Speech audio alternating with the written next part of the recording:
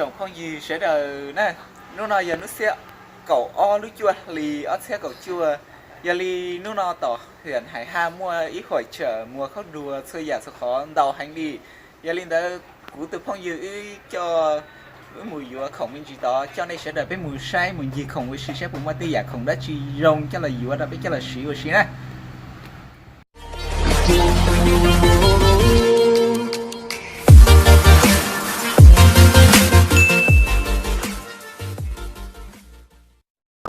Quý vị anh chị và các bạn cùng đến tham quan mua sắm vui chơi giải trí tại huyện Hải Hà 2019 được tổ chức tại sân quảng trường trung tâm huyện Hải Hà, sân quảng trường trung tâm huyện Hải Hà. Quý vị anh chị và các bạn hãy cùng đến với chúng tôi tham quan mua sắm vui chơi giải trí, mua sắm tận hưởng, có dễ thật kho nữa, dễ thật kho một trò à, thật kho tất cả.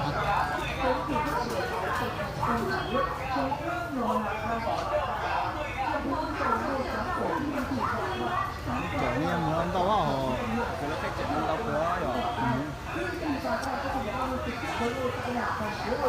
Thôi tí này cho nó bên trong này kia.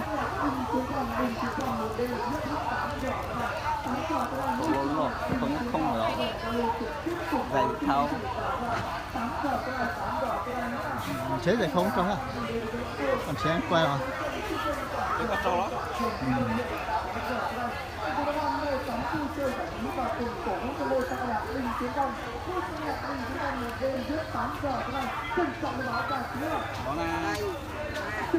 Kéo còn kéo từng chua, cái dạng nó kéo từng chi chua.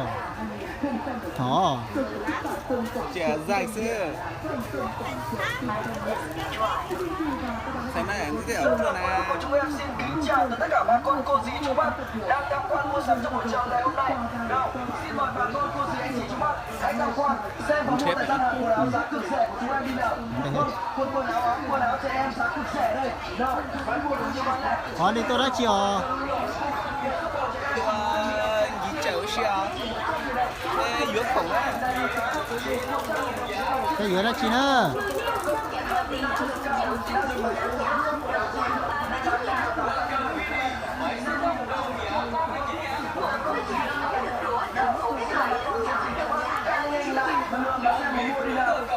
cả giá chùa play như thế này Một la.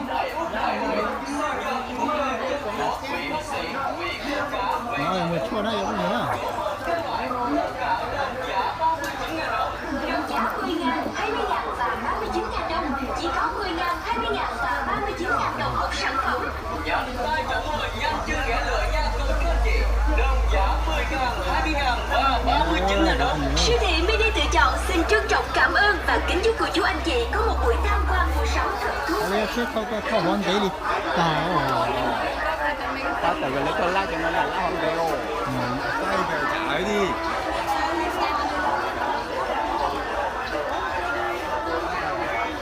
cái logo Đĩa điên tông à.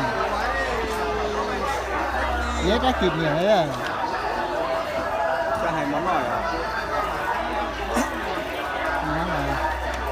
Đĩa đã kịp nhiều à.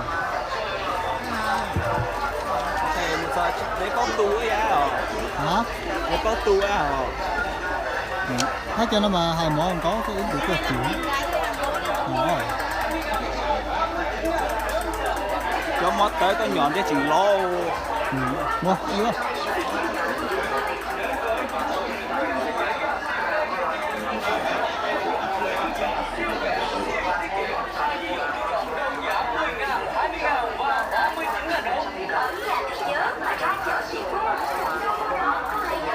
Đây các cô chị sẽ mới trả vào cái đồ trúng sức trúng đích này. Rồi. Không cần gì nữa rồi. Từ sai phim nè. Đây phụ tiền điện thoại.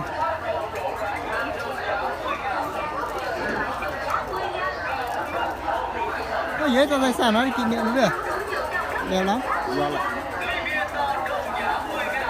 sản xuất lẫn lụa à Một cái mà. đúng rồi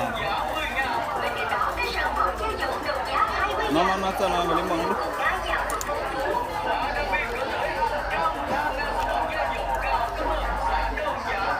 Đúng rồi, số là cái nào cũng đúng rồi.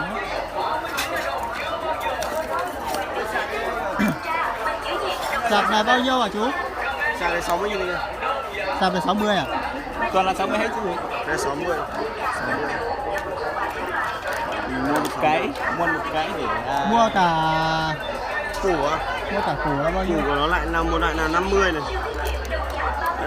Cái này là 70 cái củ sạc nhanh. Củ này là 50.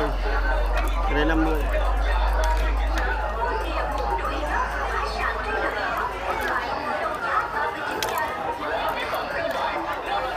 cái dây này có chạy nhanh không anh? Nhanh mà. Sạp nó tùy theo ủ nó phát nó.